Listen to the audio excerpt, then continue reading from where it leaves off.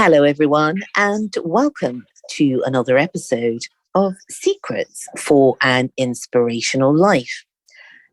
How are you all today? I hope that you are well.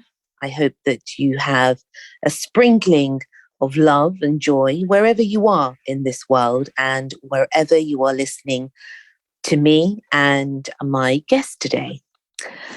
But before I start, I want to say something that is really important, and that is that I want to thank all of you for listening and for sending me such wonderful, wonderful messages, because really it all makes it all worthwhile, I have to say, from so many countries around the world. I cannot even, I didn't even imagine that this podcast would reach so many people on really, literally, the four corners of the globe. And it's amazing. And thank you. And it makes you really humble in life, for me at least, in thinking that something that, I have always been a writer since I was a child. And I often wonder, through my life, if you didn't take a certain path in life, would you end up where you are today? And that's something, I suppose, which I talk a lot about and write a lot about, which is destiny. And which path actually do we take in life? Do we actually have a choice, or is that something that's predestined before we are put onto this earth? In the spiritual world, do we actually choose? I heard a story that was told to me by my grandfather, is that before we are actually born into this world, we get a book given to us by God and we agree to it. This is the book of our life. And, sometimes when we feel that we've met a person before, or we can remember something, but never quite enough, it is because we've actually agreed to it. It's like a soul contract. So nobody we meet is a coincidence. And I think that nothing we ever do is a coincidence. And our suffering, our joys, our tears, our happiness, I think, are all part of this journey called life. And some of the greatest souls that go through the greatest suffering have the most beautiful messages of love to give. And I believe that every single one of us has a divine purpose to be here on this earth, for sure. Now, I am absolutely delighted. I'm so excited about having this guest, I have to say, who is the amazing Tony Kelly. Tony is a former professional footballer and founder of the organisation Red Card Gambling Support Project, which he will tell you about later. He realised his dream of becoming a footballer at the age of 21. But his football career was marred by an addiction to gambling, which had a huge effect on his career and, in fact, his whole life. His addiction made him leave football at the age of 30, which he says is 5 to 6 years too early. And with it, there were huge debts that were built up. He actually estimates that he has lost over £500,000. The impact of Tony's addiction had an effect on his family, friends, and relationships as a whole. But fortunately for him, he sought help and support that enabled him to start his recovery in 2013, which is when he wrote his first book, which is called Red Card. This was a process that allowed him to go public with his journey and thus help his recovery. He has now gone on to set up an organisation aimed at educating people from all ages on the danger and impact of problem gambling. And so Red Card Gambling Support Project was incorporated in 2015. Tony now travels throughout the UK, delivering educational workshops to all ages and delivers personal talks on his journey to help raise awareness of this mental health disorder. He has written a second book called Red Card, A Bet You Can Win, which details his full story, including the last 8 years of his life to the present day. Today, he shares his incredible story. Welcome, dear Tony. Hi, Mimi. Thank you for having me. Thank you for inviting me. Very excited. Very excited. I am. Thank you very much for coming on. It's an absolute pleasure. How are you today? I'm not too bad, thank you. Yes, not too bad. Lots of stuff going on within the organisation and myself. So, yeah, exciting times ahead. Wonderful. And, I have to say to the listeners, I was, really happy that Tony could come on, because I know that what he does in helping people is something that is so needed at this time, because I know so many people with addiction problems, and whether that be drugs or drink or food, it can be anything. But really, a lot of people who have this secret habit of gambling. And this is one of the things that's not so easily seen. It's really almost hidden. And that's especially why I'm happy to have you here today, Tony. But tell us, firstly, let's go back to the beginning. How did this all start? Because you were a successful professional footballer to begin with, weren't you? Yes, I was. I think, going back to the start, in terms of wanting to realise my dream of being a professional footballer, that started at a very young age, 8, 9 years old. I'll never forget it in terms of the family upbringing. I was brought up in Coventry, city in the UK. And I had images of Brazil's yellow shirt, 1974 World Cup, 9 years old. I think that's when I realised the dream that I want to be a professional footballer. The journey of becoming a professional footballer, it's different for everybody. There's different avenues that young people or young boys can go down, and girls for that matter. But the general journey is that you will play for your school team, etc., from 11, and you may get a scholarship when you get 16, and that's what happened to me. I got a scholarship at 16 with Bristol City Football Club, and I had to leave home. That was tough. I had to leave home at 16 and move from Coventry to Bristol to start on my 2-year apprenticeship to become a professional footballer. Now, generally speaking, the journey is, for the standard route to professional football is 16 to 18 as a scholar. And then when you get to 18, you will then be either released or you'll be offered a professional contract with that particular club. And that's how the football journey starts. Now, mine was slightly different because I did achieve a milestone while I was at Bristol City. I became the youngest player to play for Bristol City's first team at 16 and 244 days, which is quite remarkable back then. And it was a record that stood for 20 years. So everybody thought that I was going to obviously get a professional contract at 18 and go on to big things. But unfortunately for me, I was quite... I suppose you could say I was quite a little bit of a Jack the Lad. I was a little bit of a naughty boy. So at 17, I was doing things like going out with the senior professionals. Remember, I'm only a scholar. I haven't made it yet. I'm partying with senior professionals, going to nightclubs, bringing girls back into the digs where I was staying at, all these kind of things. And that get back to the football club, obviously, because I was living in digs, which is connected to the football club. So they give daily reports on my behaviour, etc. So, unfortunately, I did get released at 17 without being offered a professional contract. And that was a crushing blow to me in terms of, my dream being shattered.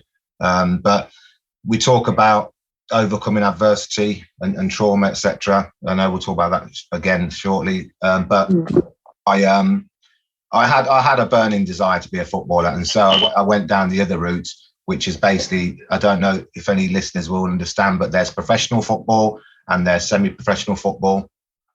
Semi-professional football is you could play for your local town, whether it's Billericay, whether it's Dulwich Hamlet, whether it's St Albans, whether it's Enfield, wherever you are in the country. Every sort of borough or city has a semi-professional football club, and you'll have a job and you'll train twice a week. You'll get 200 or 300 quid a week, but you'll have your normal job. So I went down that route and played for St Albans City of Hertfordshire. And I was fortunate enough to get scouted at 21, and the dream did come true. And I remember telling my girlfriend I got a phone call from Stoke City, Alan Ball, God bless him, he's passed away, the ex-England 66 player. And I was offered a professional contract, 3-year contract, Stoke City in the second tier of English football. And so at 21, my dream was realised. And I think those 4 years in semi-professional football are tough because you're coming home from work, you've got to go and train in the evening twice a week in the rain, in the cold, etc. But you've got to have a burning desire, and I had that. And so I was fortunate to turn professional football at 21 and sign for Stoke City. My goodness. So ultimately, it didn't matter what happened. You were still brought back to the same point of realising your dream. Yeah. And I think I talk to young people today. There's young players that are released at 16, 17, 18 from big clubs, whether it's the Tottenhams, the Arsenals, the Liverpool, etc. And they can either go one way or the other. You can either, accept that, it hasn't happened this time, but you can continue playing your football and another opportunity may arise. Or with many of people, like young people I speak to and parents that, they have kids that have been released from football clubs at a young age, 16, 17, 18, and end up on the streets and start getting into crime, etc. So it all depends which way you want to go. If that adversity comes along and you suffer heartbreak of being released from a football club at a young age. Yeah, I mean, it's not an easy thing, especially if you've put your heart into something for it to come crashing down. But exactly. So you started becoming a professional footballer from the age of 21 until the age of 30. Is that right? Yeah. Okay. And then what happened? Well, just shortly, I'll just go back 3 years at 18 while I was playing for the semi-professional football club, which was Dulwich Hamlet in South East London. While I was playing for that semi-professional football club, I moved from Coventry to London, and I was very shy and quiet. I joined this semi-professional football club. The players, the 22-year-olds, the 23, 24-year-olds, they were having these football bets with the bookmakers, which unfortunately was across the road, Mecca Bookmakers, I'll never forget it. And they used to have these football accumulators before, get to the ground a bit early, go across the road, put their bets on and back into the, obviously, ground, getting ready for the match. And we talk about different reasons why people start gambling. And the reasons have slightly changed over the years. We can talk about advertising and promotion later, but different reasons. And I suppose peer pressure is one that people talk about a lot. And for myself, I wanted to fit in. I've come from Coventry. This was when London was London. This was London, the Cockneys, the big lights. This was proper London in my view. And so, you have to be mentally strong. There's a lot of banter within football. So you can get the pee taken out of you, etc.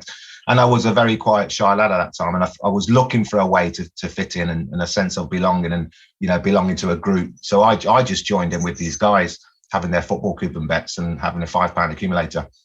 And I remember I had £5 first bet was 5 away results on a Saturday afternoon, football. Didn't win. That should have told me something. But anyway, I continued. That was my sort of way in with that. We call it a click in the football world. And that was my way of fitting in with that group and feeling more comfortable and feeling more confidence within myself. And that's how the gambling started. So by the time I turned professional at 21, I wasn't a gambling addict, but I had a gambling problem, meaning that it was starting to affect me mentally. I suppose I was using more money. I was working for the electricity board. I was starting to use money out of the wages, get into certain situations where I may spend my whole wage for the week and borrow money. So little things were creeping in that were, attributed to the start of my problem gambling. So by the time I turned professional football, obviously I had a lot more money. Now I will say that it's irrelevant whether you're a university student, whether you're on universal credit, or whether you're a professional footballer or a banker or a lawyer. Everybody in any status, background, gender, whatever it is, can get addicted to gambling. So it just happens to be that I was a professional footballer and I was earning a lot of money. But with that comes, I suppose, the layouts are bigger and the losses are bigger, and they can grow and they can escalate. And I think from the time I signed for Stoke, the gambling did escalate. I was obviously putting big bets on, and then I was probably one of the biggest sort of turning points or triggers in terms of how the escalation started to be a bit more rapid was when I was introduced to the casinos by the players. Back then, the casinos were, I suppose you could say, the in thing in terms of people with money. And I would spend a lot of the time in the casinos, a lot of big losses in the casinos. Back then, training was probably 10 till 1. These days, obviously, they're generally full days and gym sessions and all that stuff. Obviously, times moved on professional football. But then it would be 10 o'clock to maybe 1 o'clock, half one, I'll be out the door. And the first thing I'll be doing is going to the bookmakers, spending the afternoon in the bookmakers. In the evening, I'll be going to the casino. So at this point, it's a strange thing, gambling addiction, in terms of how it gradually creeps up on you. You're not quite realizing what's happening. You're spending a lot of money. You're building an amount of debt. But I've said it many times before that once you start on that journey of gambling and it starts to consume you and grips you, it's very, very, very difficult to stop. And so, over that, from that period onwards, throughout the football career and the 6 clubs that I played for, the gambling had obviously turned into a compulsion and turned into an addiction. Now, I want to ask you something. It's something that, I'm not a psychologist, but what interests me is, in any compulsion, is how did it make you feel? I'm always listening to people and clients of mine, but there is a buzz in any type of addiction. What is this buzz that is within this gambling treacherous world? Yeah. What was it for you? What is it that spurred you on to keep wanting to spend money? What was this that kept pulling you that way? Yeah, it's an interesting question because there is whether it's a strange thing, because gambling, whether you're sitting at a casino roulette table and having a drink and sandwich, or whether you're in the bookies with your mates, gambling, it's the social side of it, the social element side of it is it's enjoyable. Even though you're losing lots of money, the sort of anticipation for the next day is the next day. The next day will be better. The next day I'll win. I remember having the feelings of getting into my car and driving to the casino, but that buzz and that adrenaline rush I'm getting when I'm on my way to the casino, I've got all kinds of thoughts going on in my head in terms of, I want to win 10 grand tonight. It's going to land on my number. These are the kind of feelings I'm getting. And it is a real buzz and an adrenaline rush. I know the psychotherapists and the therapists talk a lot about the relationship between, the biological side, the neuro side, in terms of the dopamine rush. And that's obviously true. Because, once you're at that table and you're gambling, you can't stop. And it's a strange thing, because even when you're up, you want more. So even if I've lost £2,000 and I get level, it's not a question of, I'm level now, I'll walk out. You want more. And it's that adrenaline rush and that dopamine rush that keeps you going and keeps that continuous behavioral pattern. Would you say that you have an addictive trait? Is it that we're all able to have an addiction given the right or wrong circumstances, so to speak? Is it like a sort of a switch in your head? Because I have a friend and she's a gambling addict. Yeah. And she said to me that when she plays scratch cards, and when I say to her, why are you spending so much money, like £300 a week on scratch cards? She said, I'm proud. When I win, I'm proud. But she only ever bloody wins £10. It's just nonsense. But it's this sense of achievement. So you didn't need the money, did you? Or did you? Well, yeah, I think by the time I'd signed for Stoke, I wasn't in massive debt or anything like that. So obviously I had a really good salary. So yeah, I suppose you could say I didn't need to gamble. Yeah. Yeah. But it's like having gambled for 3 years before I signed for Stoke as special footballer. It's like, I suppose you could say that the seed was planted. So I already had a feeling of enjoyment about gambling. So from that 18-year-old gambling for those 3 years before I turned professional footballer, the seed was sowed. I was already enjoying gambling and enjoying, going to the bookies and putting football bets on and betting on the horses. So it was like people say, generally it starts out as a bit of fun, but it's how it escalates, and that's when it becomes dangerous. I mean, I've got friends that will have a bet, maybe once, twice a week or whatever. They will never, ever, ever encounter gambling harm. And there's millions of people like that, because we own in the UK, I think 6-7 million, whatever it is. There's only approximately 1,800,000 gambling addicts. Now, if you take that in proportion, there's millions of people that gamble in the UK, and I suppose everywhere else, but will never encounter gambling harm. And that's the thing I try and work out in my head. Why is it they don't ever have a problem? Why can they go to the casino on a night out? They can go to the casino, night out with friends, spend 200 quid. So no problem. They won't be back there again for 6 months. Fine. Turning it on its head, so to speak, I have a friend, and she deals with people with addictions, but she does it on a completely different level. And she looks at it on a sort of a more spiritual level. And she said to me, if you go to a nightclub, or if you go to any type of place where there is the possibility of addiction, because she's quite a seer, she can sort of see things in a different perspective. And she said, people's souls are really crying out, and it's a way of actually suppressing something else. Because when you look at someone who is an addict, whatever, you could be addicted to anything. There is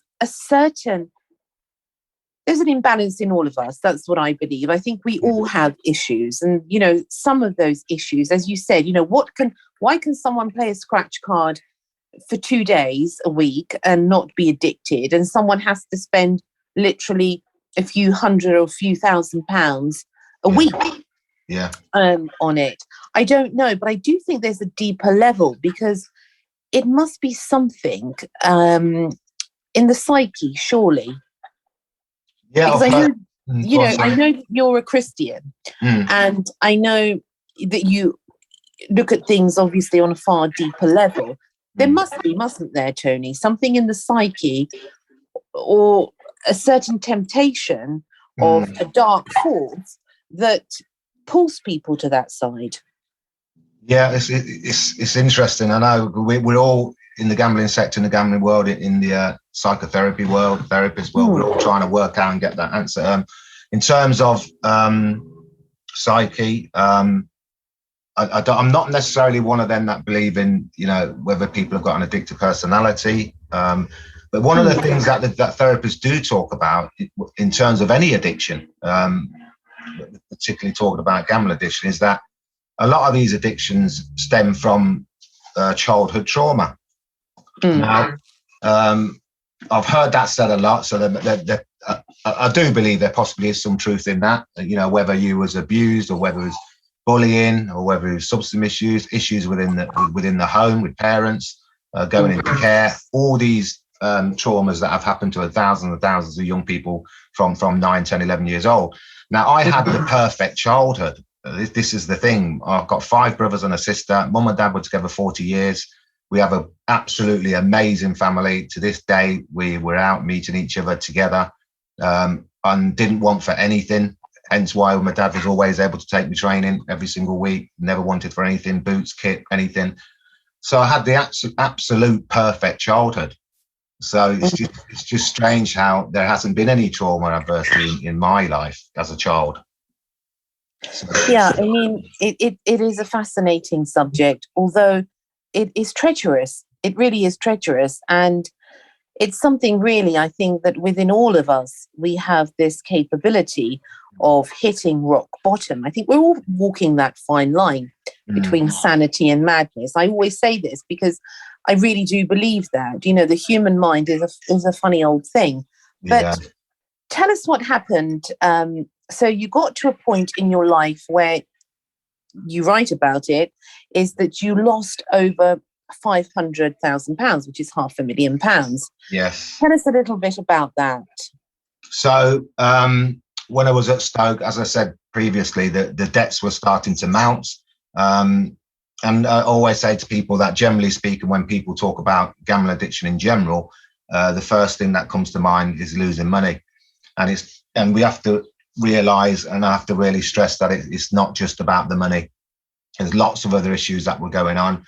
I borrowed money off every single member of my family, and that's everybody. We talk about it today, but I've got a supportive family. So you're involving the family dynamics, and as we call it, affected others. You're affecting your family and friends, borrowing money off friends, and then obviously with a lot of my friends, the phone will stop ringing, and they'll stop picking up the phone because they know it's Tony asking for another £50. So I'm having now I'm having an impact on friends. I'm having an impact on family, and I'm having an impact on the clubs I'm playing for, because a lot of the time, mentally, I'm not focused on football. So if I had the amount of times I had a bad day in the bookers on a Friday, and I've got to go and play in front of 15, 20,000 people on a Saturday afternoon, my mind is elsewhere. So I'm letting supporters down. I'm letting my teammates down, because you may as well say you're playing with 10 men for that day. I'm thinking about accumulators, and is my horse coming in at 3 o'clock at Kempton? So these are the kind of things that are going on in your head. For some people, for some sports people, it can be a form of escapism.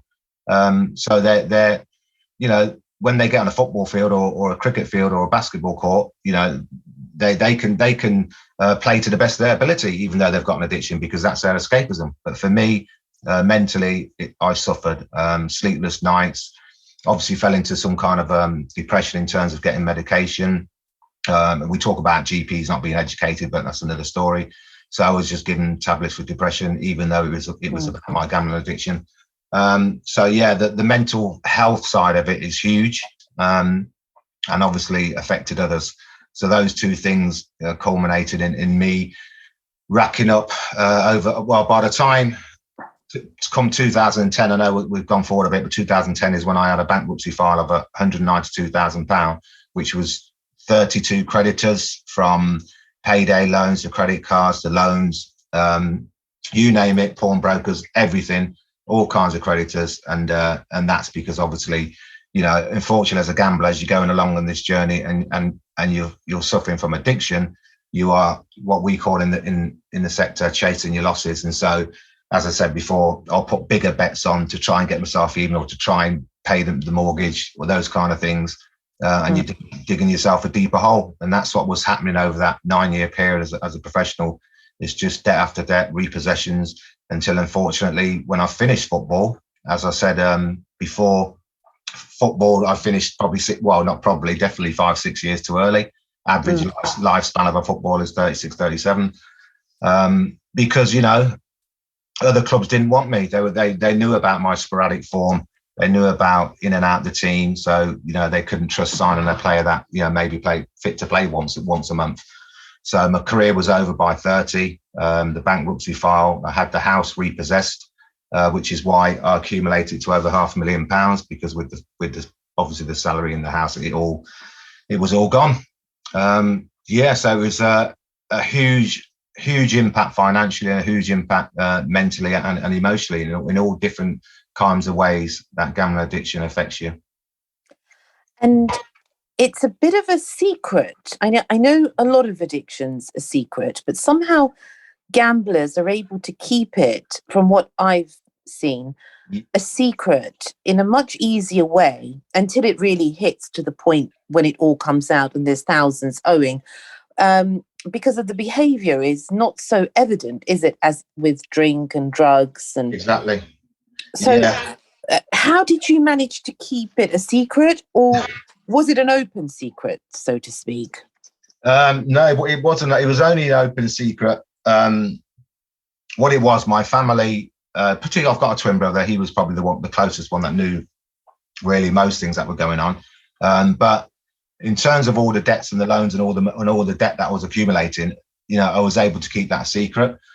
The biggest thing in a gambling addict's psyche is the denial factor, and we stay in denial for years and years and years. And I like you used the term earlier about rock bottom, and generally speaking, when we're talking about gambling addicts, that is when they will seek help when they reach rock bottom. Obviously, there's other issues to consider in terms of reaching rock bottom, which obviously is ultimately suicide, which is a big part of gambling addiction today.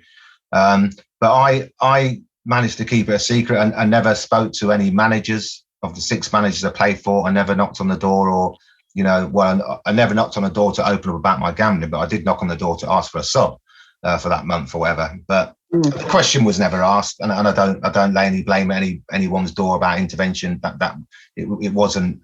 Gambling addiction was just a norm back then, so they never asked a question or anything like that. But yeah, it's a secretive addiction. It's a selfish addiction. Yeah, and you are right. There's no visible signs. When you walk into a football club and look, or any individual, it's very difficult. Well, you wouldn't know if they're a gambling addict, but there are visible signs when it comes to drugs and alcohol. Addiction. So yeah, that's the big difference.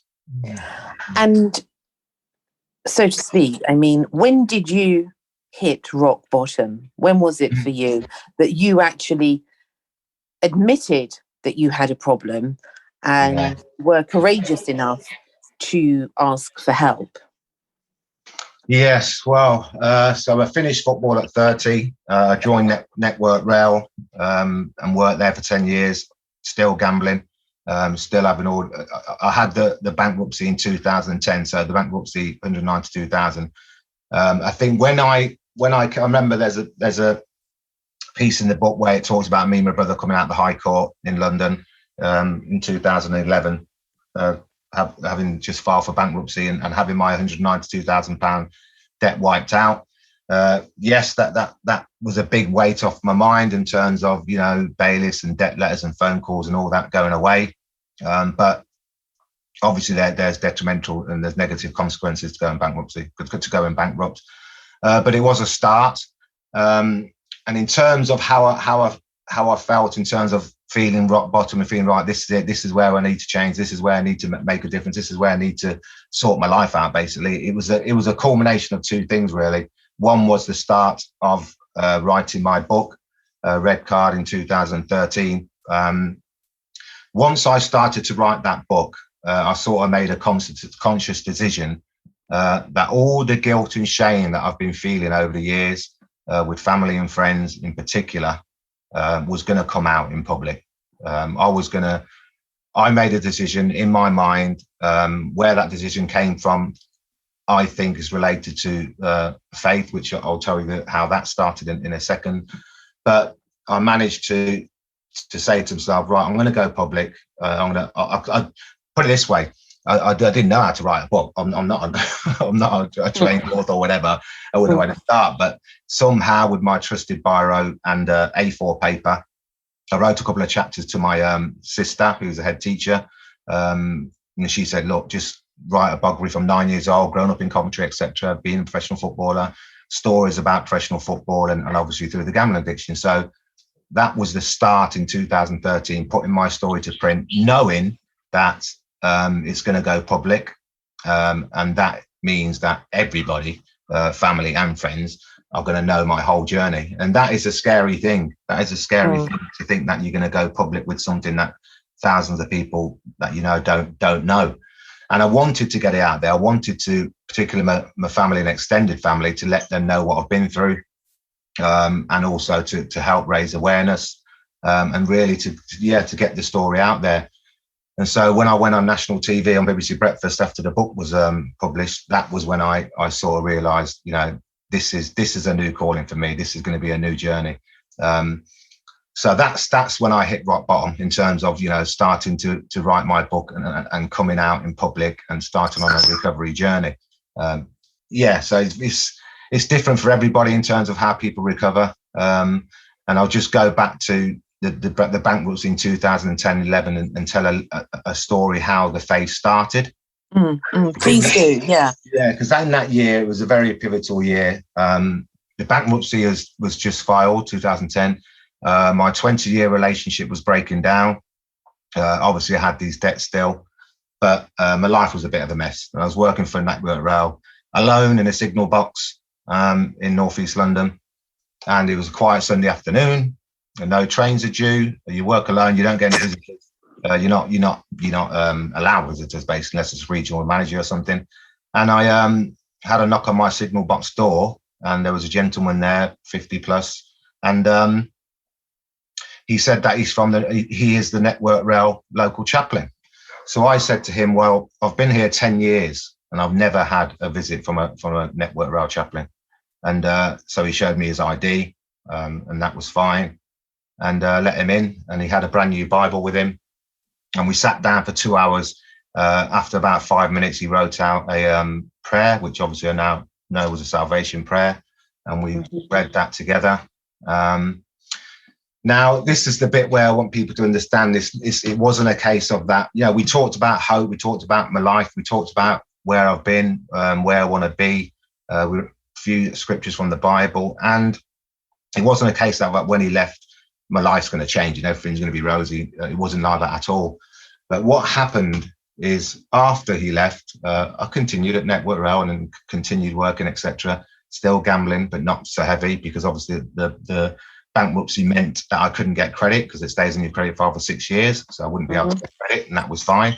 But I was still gambling.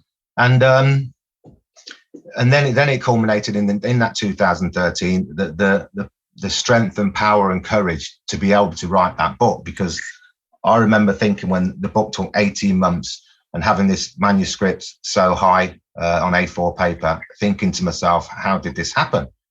And then when I got 15 copies of the book sent to me in the post by the publisher, and then realizing this is out now on Amazon, etc., again, I pinched myself, thought, there's something more going on here, because I never thought in a million years that I would become an author. And then the thought of having this mindset to set up the organization, not coming from a business background whatsoever, in terms of getting people on board, in terms of, directors, governance, all the things that come with set up an organization, they seem to come to me naturally. It's hard to explain, but it did seem to come to me naturally. It wasn't something I had to really fight hard to understand. And then more and more people were coming into my life from all different aspects. And so all of a sudden I had this support network around me that were saying to me, your story is powerful. You need to share this story, and you need to, educate. And I had this passion for education. Now, the first in 2015/16, we had the first gambling awareness event held in Enfield in my borough. The very, very first one for Red Card, the very first one. We set up it. And what happened, we were thinking about a venue. And this is where I talk about the connections between faith, myself, and God. And we were thinking about venues. And someone from the team said, you should contact your local church. So I contacted St. George's local church in Enfield. And I went down there with a copy of my book. And Father Tamer's house is situated literally next door to the church. And we went into his house, met his 2 kids and wife. And we sat down, and Father Tamer just fell in love with the project. And he said, this is amazing. He praised me for the book. And he said, right, you can have the hall for free. It's normally £500. We'll do everything for you. We'll set it up. We'll give you a donation. We're just going to support you on this. And, wow. We held the talk, the open event, parents, everyone came, 60, 70 people for the first one. It was decent. And we held it in the church hall. And that culminated in me in that church becoming my place of worship. So me and Father Taman built up a relationship. And I used to talk to him in depth about God and wanting to understand more about my Christianity and about faith and how I regained my faith. And obviously, he's telling me this is a calling for me. This is what God wants you to do. You're here for a reason. And that became my church. I worship at once a week. And that culminated in June the 8th, 2017, when I was baptized at the church with my family there. So it's just... it's how wonderful. Oh, wow. Yeah. My goodness. How did you feel? I don't know. I just felt... I felt as though there's lots of building blocks that God's putting in place. That I felt like this is something that, you know, I'm meant to be doing. It's something that it's my new journey in terms of recovery.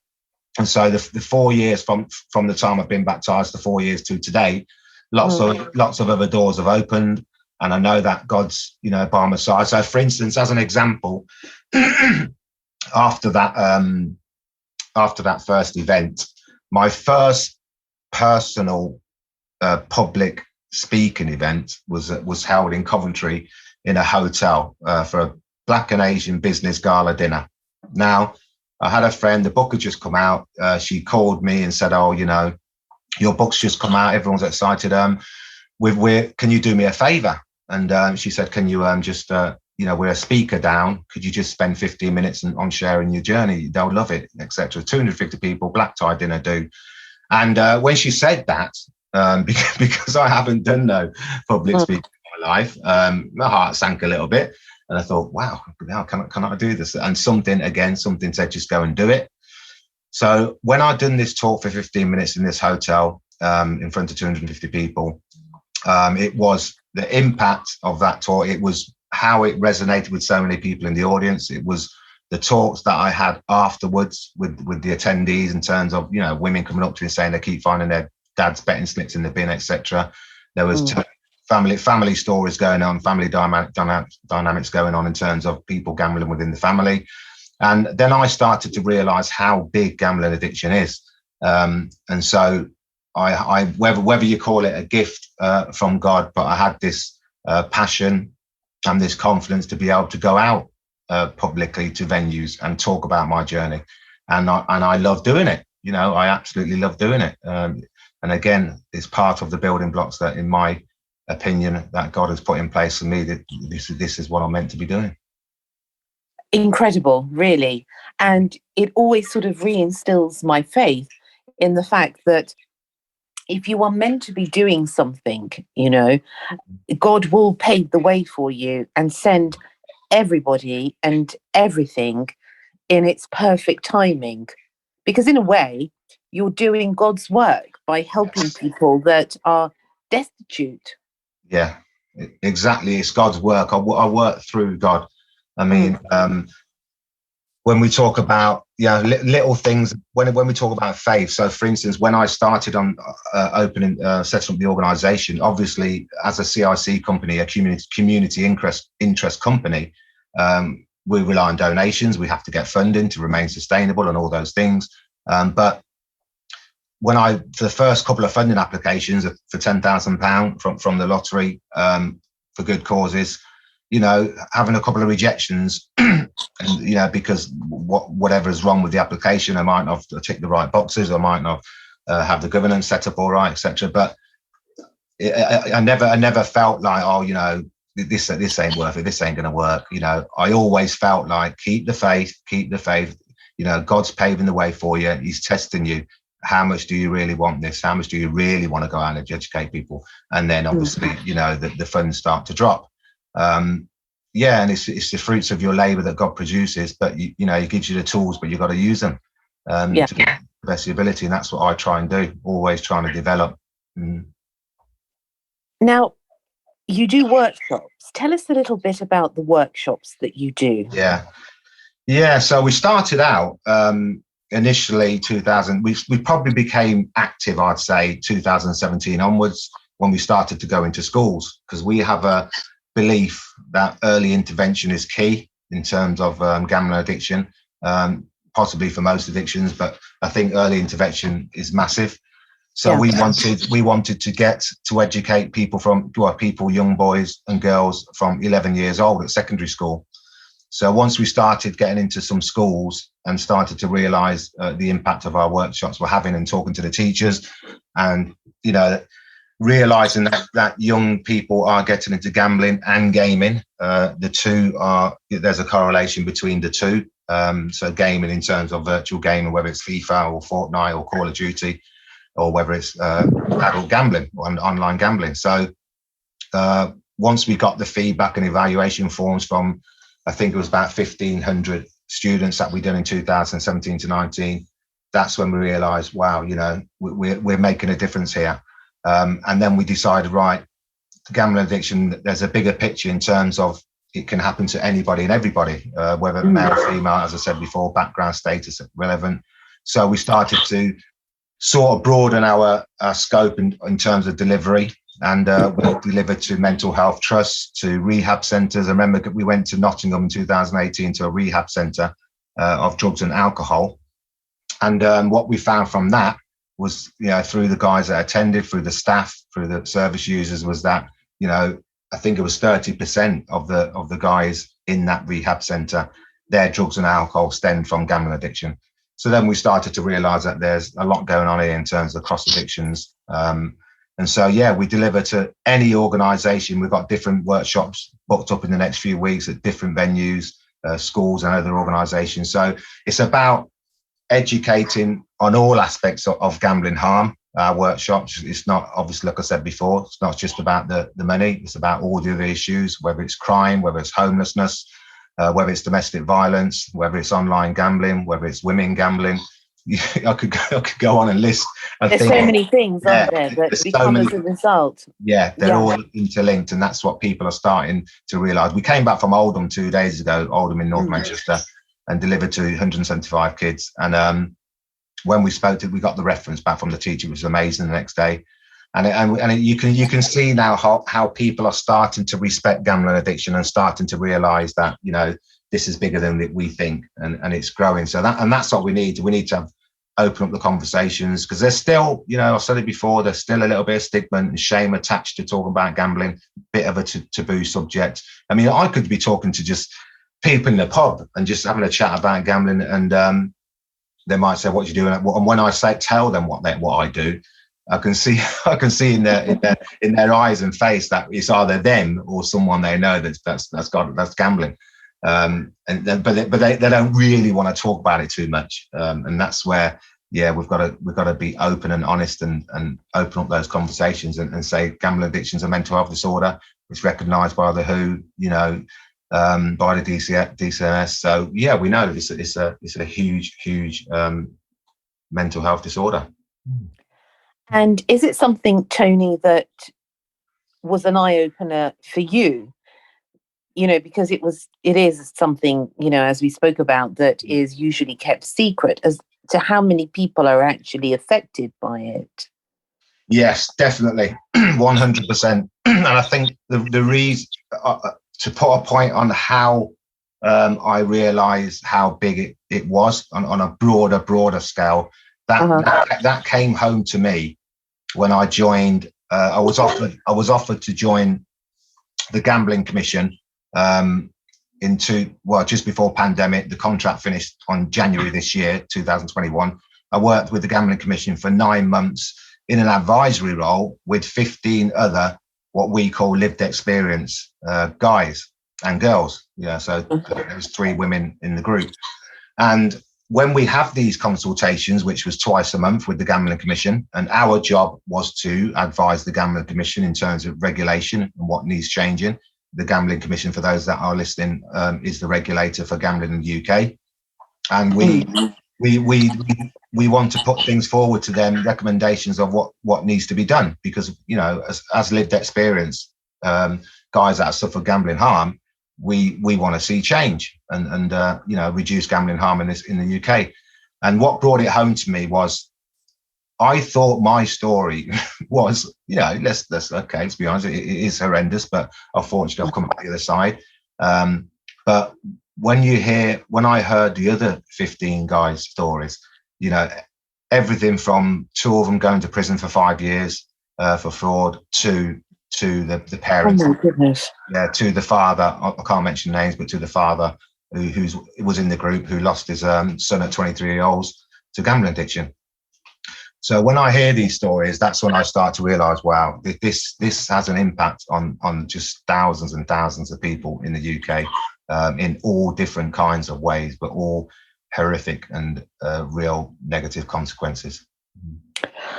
It is horrific. And I think that one of the main things of anything that's horrific is that we have to shine a light on it. Yes. Otherwise, people don't know about it. You know, if someone is a gambling addict or knows someone that's a gambling addict, no one really knows, I suppose, or they're too afraid. As you said, it's always shrouded in shame, any sort of addiction. But if we can talk about these things more and encourage people to share their experiences so that they can get the help that they need, I think that goes in a long way into helping people to recover, don't you think?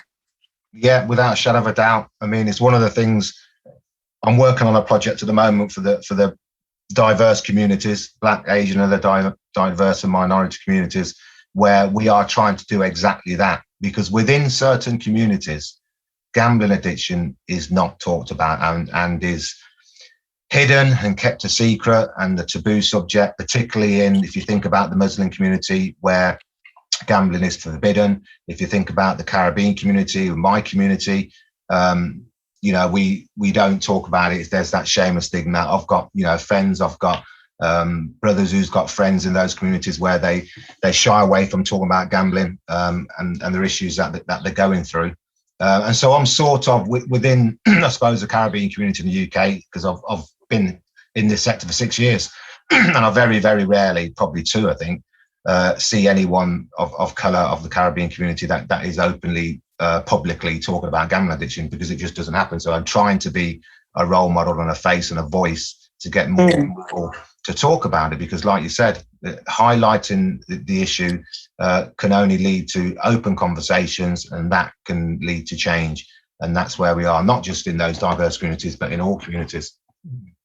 It's true, because I think, as with any sort of mental health illness, whatever it may be, while it's hidden, while you're keeping it a secret as a person, it's more difficult to embrace the healing aspect of it, because you can't get that help anyway. You don't want to admit it to yourself. But if someone just said to you, how are you feeling today? And you said, oh, I'm fine. But if you sort of communicate to someone on their level, so to speak, and say, well, actually, are you really okay? That they feel the trust, because trust is a huge element in progressing forward, Tony. Yeah, I agree. It's how you approach those conversations and getting people to trust you. I mean, how do you do that? I think you have to be honest, really. I think you have to be really authentic, honest, transparent, to anybody you're talking to about gambling addiction, whether it's family and friends, whether it's people that you're educating. So when I go into a school or an organization, I make sure that I tell them for real how it is, and also, explain to them. I think the recovery journey sort of inspires people to know that, okay, Tony's been down this journey, look at him now. And there might be someone listening who's got a bit of a gambling problem, but realizes, okay, there is a way out, there is support out there. Obviously we do all the signposting, etc., and make sure that people know where to access support and get help. And I think, it's having those conversations to let people know that, it's not, all is not lost. You can come out the other side. And with my community, I think they resonate. If someone that they resonate with, that's relatable to them, I think that's where the trust from that side of it comes in, because they're listening to somebody from their community that has been through and walked in the shoes of gambling addiction, and they can trust that person and listen to that person. It makes a huge difference. I mean, when you're little even, and someone's from your school, so to speak, you always feel more comfortable than someone that's from another school. It's somehow it's comforting. It's more comforting. Now, And I think also on the young people side, I think one of the, I suppose you could call it an advantage in some way, is my football background helps young people engage with me. So when if the teacher will always say to me, "Oh, the kids are looking forward to you coming in, the footballer." Obviously, thousands and thousands of kids love football. So it's sort of, I suppose, from a starting point, from engaging them, from getting them to listen, they're already engaged before you even start, if that makes sense. Absolutely. It's a nice way to lever yourself in, because it's something that everyone really, I mean, everybody in the world, I think, can associate, you can associate with footballers, because everyone's heard of football and footballers. So it sort of makes it easier for people to allow you into their life, I suppose. Yeah. And I think, it also highlights the fact that, on an educational level, it highlights the fact that here's a professional footballer, but he lost everything. So, it can happen to absolutely anybody. It doesn't discriminate. And I think that's one of the things we make sure we highlight, that gambling addiction does not discriminate. That we've had lots of celebrities that have gone through gambling addiction. We just had a piece the other week from one of the, I don't know if you watch The Chase. No, I don't. I don't know what that is. Oh, right. It's a very, very popular quiz program on TV, and he's opened up about his gambling addiction. There was a very interesting documentary. I don't know if you've heard of it. It's called Cleaning Up. It was on. No, I haven't. Approximately 80 minutes. You've heard of the actress Sheridan Smith? No. Okay, Sheridan Smith. Dear. Very, very, very, very, very famous British actress. She's only about 40. Sheridan Smith, been in lots and lots of things. You when you look up Sheridan Smith, maybe if I saw her photograph. Yeah, I was going to say, if you see her face, you know who it is. Well, one of the good things that came out probably about 18 months ago is her drama on BBC, which was called Cleaning Up, because she was a cleaner, and it portrayed women gambling. So she was a woman gambling addict, and that was good to see on national TV, a drama every week, literally telling people this is not a male-dominated industry. There's a 25% increase in women gambling now, and it showed you on her daily life in terms of getting in the car and opening her app and gambling away on the roulette, gambling away at work. The effect on the family dynamics with her daughter, the effect of her relationship breaking up, the effects of the bailiffs knocking on the door. That's what I wanted to see, is something on national TV that really portrays what gambling addiction actually looks like. And that was really good. I've just Googled her. Yes, I recognise her face. I just didn't know her name. Yes. Excellent she was. Yeah, I'm going to look her up and see, have a little bit of more information about that. It sounds interesting. Now, really good. Tony, when you do these workshops, is it just you, or do you have a team working with you? So what we've done, I accumulated a team of roughly, the whole team of Red Card is about 11 in terms of website manager, in terms of obviously accountant, in terms of a couple of volunteers. And then we have 5 facilitators. And over the last 18 months, and this stems back to my work with the Gambling Commission that I mentioned earlier. Yeah. I started to realise, what, I want to really sort of adopt the lived experience model and use that going forward. So every person in my team now comes from a lived experience background. So there'll be times where, depending on the venue and depending on time, because, for instance, in some schools, you might get 45 minutes for a PSHE lesson, and then other schools will give you 1.5 hours in the hall assembly. Other organisations will give you 90 minutes, 2 hours for no time restriction, a full workshop. So it will depend on the time and the client, whether we use 1 facilitator or 2 facilitators. I see. And sometimes we use 2 just to bounce off each other, which can be quite a bit of fun. And obviously, sometimes, a lot of the times, I'll be delivering on my own. And the facilitators, are they people that have also been through gambling addiction? Yeah, as I just said, our model, our team is people from all come from lived experience background. Aha, okay. All right, I understand now. Yeah. And when you give these talks, do you talk about what you've gone through, so it's more like a motivational speaker, or do you give advice as to recovery. Right. So I remember you said at the start, what does Tony do? So, yes, because I saw that you do so many things. So yes, that's why I'm asking. Yeah. It's like, oh my goodness, I have to say to everybody, the list goes on and on and on. So, and I want to tell people really, because you do so much that is good. Yeah. So there's a sort of two strands to my public work, I suppose. One is the educational workshops with the Red Card team at different venues and schools, etc. And that's more on the educational side. So it will be, PowerPoint. It will address every aspect of problem gambling, as I said before, in terms of women and crime and mental health and suicide, everything basically. They are very educational, very. We have video footage. We have engagement from the participants, and that's the educational side. But then there's another side where an organisation may ask me to come in and do a personal talk. As I alluded to earlier, my first talk in 2016 at that gala dinner, that's when I realised the impact it has on people. So that is more on a personal level. I will touch upon one or two things about the industry and what could be changed, but generally speaking, a personal talk is exactly what it says on the tin, which is about my personal journey, because I think when I'm talking about the last 20, 25 years of my life, I have to highlight what impact it had on me and my family. And I think it's really important that people get to hear what gambling addiction really looks like and the impact it can have on various different people.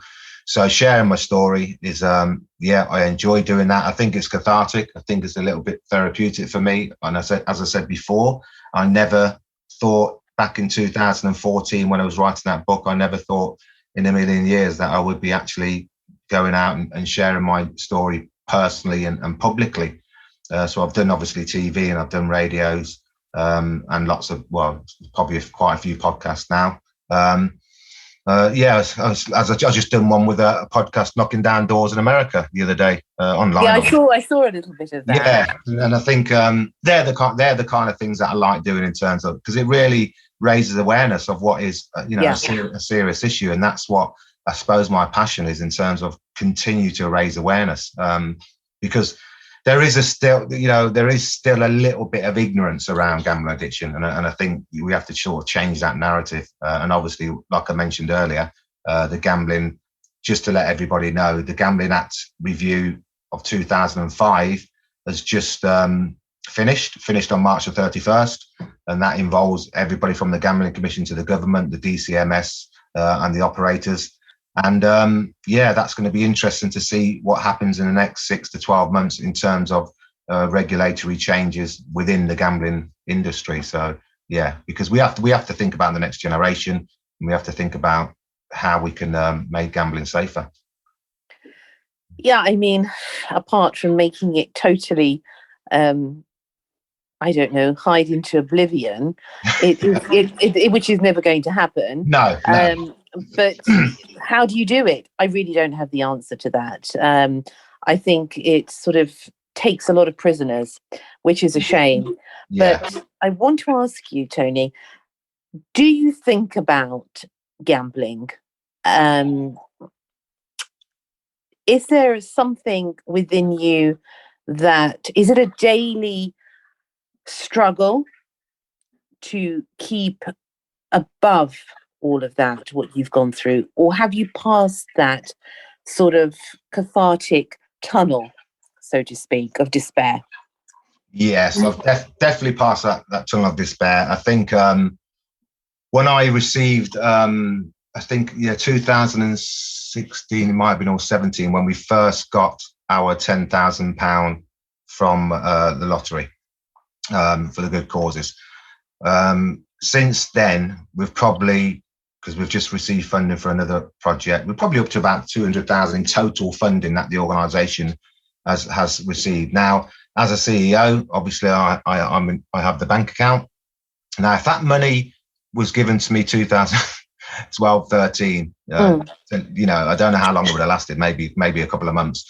And I think that's when I realised that I've beat my demons, because now we're not just talking about running an organisation. We're not just talking about myself being sustainable and financially stable and not having any debt. We're talking about also, I've got a team to run. I've got people to pay in terms of facilitator fees and travel expenses, website management, all these different things that we have to pay for. And for me to be able to do that over a 6-year period to now tells me and everybody else that I'm trusted, I'm responsible, and everything in terms of the financial side of things and in terms of beating my demons have been conquered. It's a huge achievement.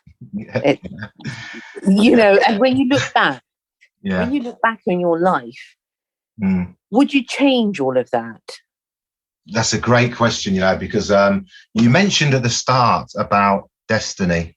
And I thought that was really, really interesting because I suppose I could, in a way, my life as it stands today has been turned out perfectly because I've realised my dream of being a professional footballer. I've had lots of great memories and highlights to share with the family. I've had 9 years as a professional footballer. Yes, I lost the house and yes, I lost money. But, those things can be replaced. I didn't lose my life. And so the second part of my life, so to speak, as we are today, is even better, and it's even more rewarding. And I'm not losing money and I am stable.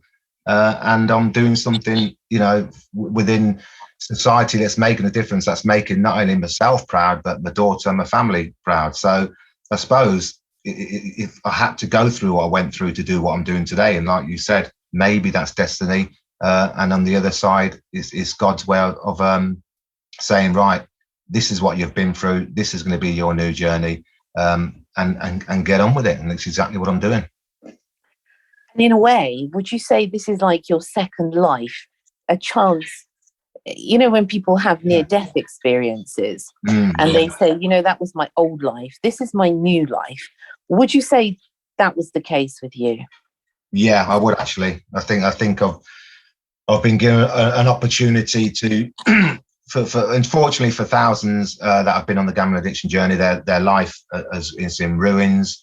Whether it's divorce, whether it's suicide for some, unfortunately, whether they've struggled to overcome it and recover mentally, whether they have broken down relationships with brothers. And I've spoken to people that haven't spoken to their brothers and sisters for 6, 7, 8 years because of what's happened. So all those things, none of those things have happened to me. So my family have supported me and we're as tight as ever. So it's like I've been given a second opportunity to make good of my life, and to, make a difference within society, which I never thought, I would have that kind of opportunity. So it is a second coming for me, and I'm loving absolutely every second of it. And and I think the support is probably the biggest thing in terms of the people that God has brought into my life. Some amazing people that have supported me. I'm here today talking to you. You're a supporter. You've been brought to me. Here I am, and we're having a chat. So different types of support. Incredible. You really are an inspiration, Tony. What an incredible story. And I know you have a book. I mentioned it at the beginning. Red Card, I Bet You Can Win. Yes. Tell us. Oh, that title. Yeah. When I read it, I thought, oh my goodness, I bet you can win. And I've never gambled, I have to say. And I tell you, one of the reasons is because when I was young, we used to live near a pub in the countryside, and there were people, when they play those slot machines. Yeah. And I remember seeing all these people having their gin and tonic, and it was like a family pub. So I used to go in there with my grandfather, and he used to take me there. It was just so boring, but he was teaching me something, because I'd see people just put all this money in, and I thought then loads of money would come out, but nothing came out. And I just thought, what a waste of time. And that actually stood me in good stead, because I thought, well, if I'm not going to get anything back, what's the point of doing it? So, but I do understand, because you have that anticipation that something is coming back until you finally click, well, actually, nothing's coming back. So, but what would have happened if you did win the jackpot when you put those coins in? That's where you don't know how. Well, that is the $64 million question. Exactly. That's the point. So, as you said, all of us, whoever we are, whatever our background is, have, there's a possibility that we could all fall off that line. Yeah. So it's important, I think, to find your soul purpose. I think it's absolutely imperative that you're following your soul purpose, because when you're following your soul purpose is greater than anything else in your life. And then that sort of, I suppose it's that ocean of love that then spreads everywhere, to your family, to your friends, to your children, to your partners. And it's something I think that once you dedicate your life, which it seems that you have, you can't have anything really bad returned to you. You can only have good from now on. Yes. I think the path is straight for me. I remember you said at the start about people taking different pathways in life. And I took a certain pathway. And obviously it was through an illness, it was through an addiction, but I took the pathway I'm on now. I see as clear and straight, and I see light at the end of the tunnel. And you mentioned about the book, and I think the book. Yes, the book. Yeah. What is the book about? Tell us about a little bit about the book. So the first book in 2015, Red Car, was about, obviously, as I said before, raising awareness and sharing, going public.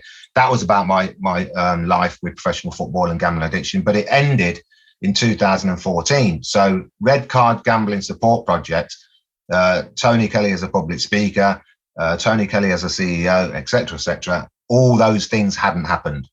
So people were saying to me after that first book, okay. Yeah, right. what I understand now. I didn't understand. Yeah. Okay. Yeah, so people were wondering what happened after that. And that's when the idea came, right, you need to write a sequel.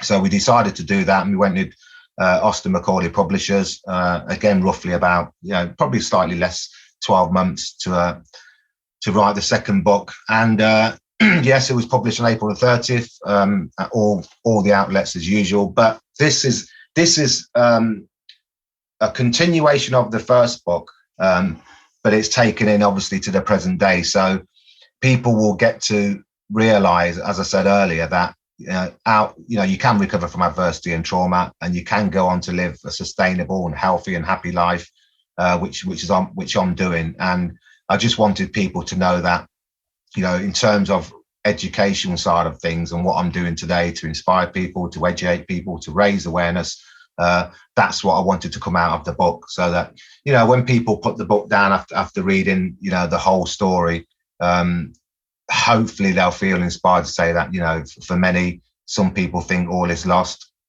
but no, it's not the case. If you seek help at the right time, if you talk to people, if you can find the strength and courage to talk to people and open up and have those conversations, then you can get onto the road of recovery. And I just wanted to show people what recovery looks like. And for me, it looks like this, but for others, it can look different, and it can, but still be healthy and happy within their lives. What a joyful story. I know you have suffered, and I know people in your life must have done.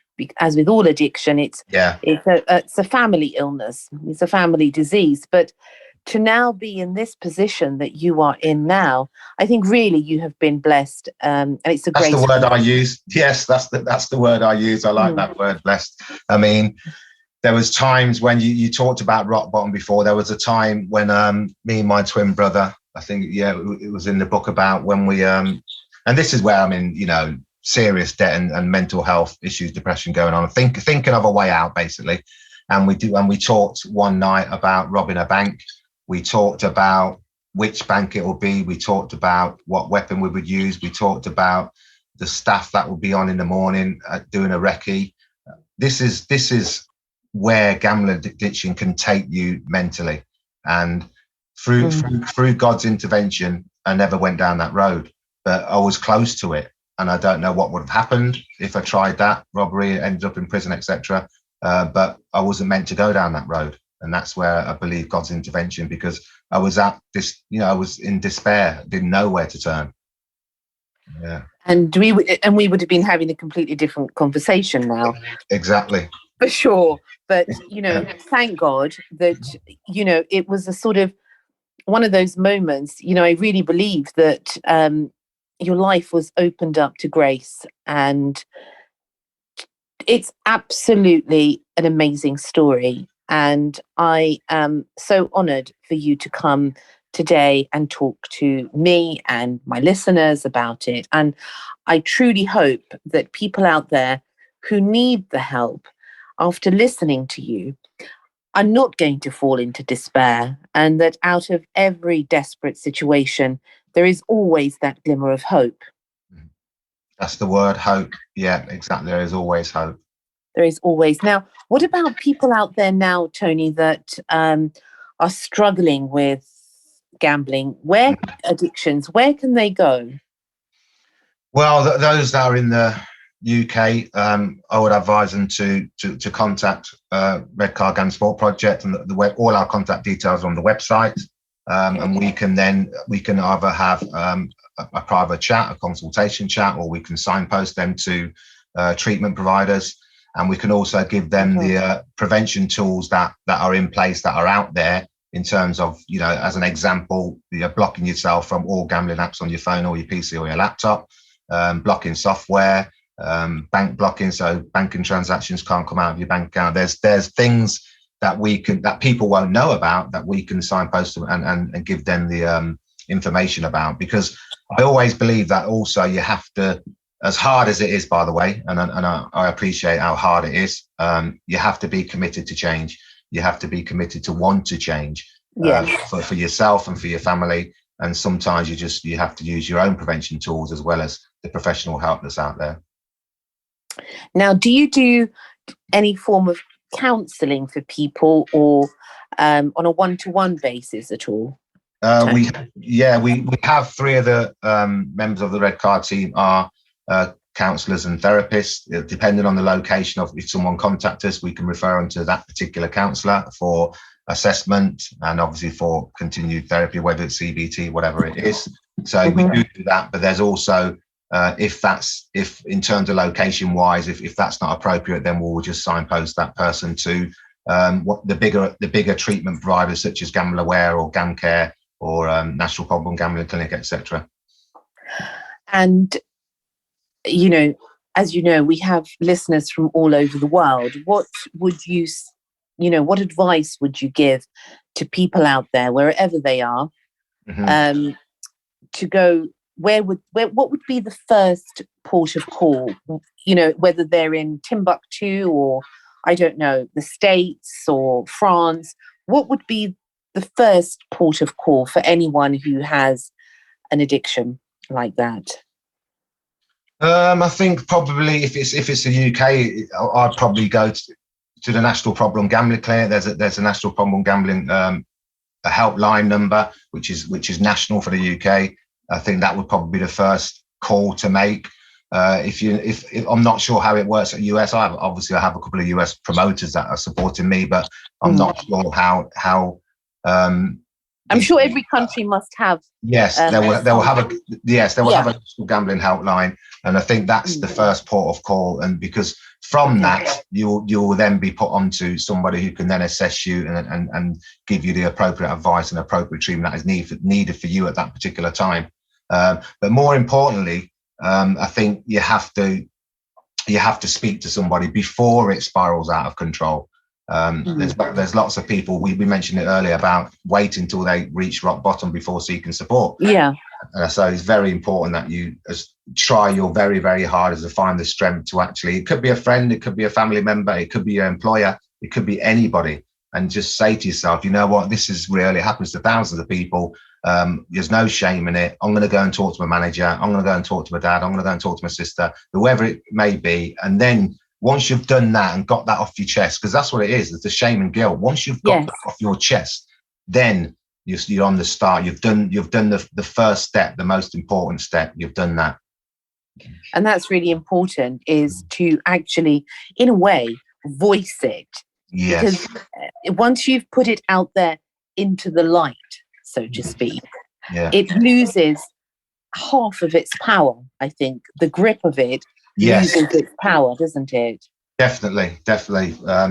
Because you'll find it's a massive weight off your shoulders once you go public to whoever that may be, someone that you can trust, someone close to you.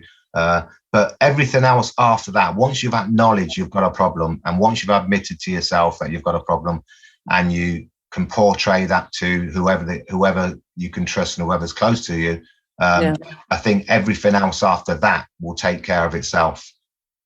So that's the most important thing, is that initial. And it's a journey, isn't it? Yeah, it's a journey. It's something that you, as I said, I used the word committed before. It's something that you've got to be prepared to commit to, and something that you've got to want to do within your heart. So yeah, definitely.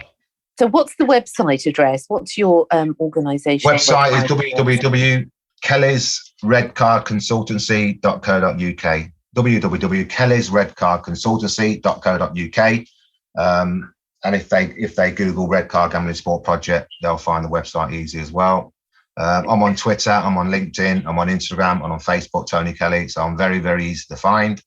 And I'm happy to, if anybody just wants to have a chat, I get people calling me, parents calling me just for some advice. And I'm the type of person that will just have a chat and give advice free of charge. So yeah, but don't be afraid to pick up the phone. As I said, the phone number's on the website. And if you just want some advice or a chat, then that's not a problem.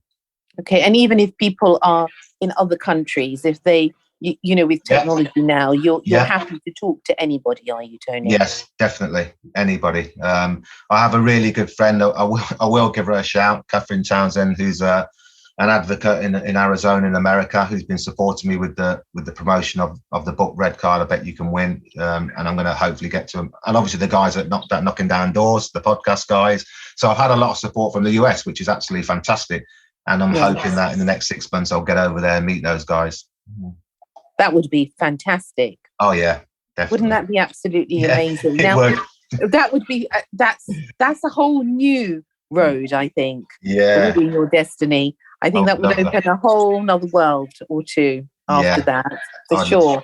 I'd definitely love to get over. And we spoke about it, so I'm pretty sure, I'm hoping the next 6 months I'll be able to get over there and and obviously meet them guys, and also hopefully do some business out in the US. Yeah, why not? Why not indeed? Now, where can people find your book? Amazon is probably the main platform, but it's on Barnes and Noble, and it's also it's online. It's at all the normal bookstores in the UK, Foyle's Books. It's on Waterstones, WH Smith. It's pretty much everywhere. It's everywhere. And Amazon, is it and obviously Amazon US and Amazon UK. Yeah. Is it 2 books? Is the first one still available? The first one is still available and will always be in print. So yeah, they're both available, both on the Amazon platforms.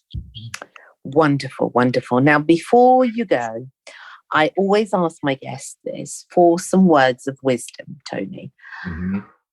In a few lines, something to help people to hold on to hope in these difficult times. What's your advice? To hold on to hope. I think when we talk about all the issues that are going on around the world, when we talk about pandemics, when we talk about us as individuals and how we treat each other, my advice to everybody out there that's listening is that whatever you go through, whatever it is, you will think to yourself that this is never going to end. You will think to yourself that I'm going to take certain drastic actions to end this. It could be any kind of issue that you're going through as an individual, as a family. But I would say that I have been through every single thing you could possibly, things that are not mentioned in this podcast that are in the book, such as my dad dying, such as my brother being murdered. You will find out these things in the book. There is nothing that I haven't been through. apart as well as the gambling addiction of 20 odd years. So when I stand here, talking to you guys, I say to people that, never, ever lose hope in terms of whatever you've been through. Because, I'm testimony that I've been through everything that any human being could possibly go through. But I'm still here talking to you guys. So I think hope is a big word in terms of future. So that's what I would say, never lose hope. Thank you, Tony. Really, sincerely, it's been an absolute pleasure to have you on the show. Thank you very much for having me, Mimi. I've really, really, really enjoyed it. And thank you to the listeners as well. Oh, and come back again and tell us, in a while, come back in a few months and tell us what you're up to and your new projects that are going on. And it's, it's a really absolutely fantastic cause. And I wish you simply all the best in your life and in helping people to really find the light in their life. Yes. Well, thank you again. And I'll definitely come back, in a 6 months' time and give you an update on where the journey has taken me. So, wonderful. Really appreciate Thank you. All right. Take care, Tony. Take care. God bless. Bye. Bye. Bye. Bye. Tony Kelly. Absolutely extraordinary story. And again, the power of faith shines through. That no matter what any of us are going through, there is always that glimmer of hope. Thank you so much for joining me today. It's always a pleasure to be with you. Until next time, take care and lots of love. Thank you for listening to Secrets for an Inspirational Life, brought to you by your host, Mimi Novic. Please remember to subscribe to the podcast and see you in the next episode. For more information about Mimi Novic and her books, music, and inspirational work, take a look at her website, www.miminovic.co.uk.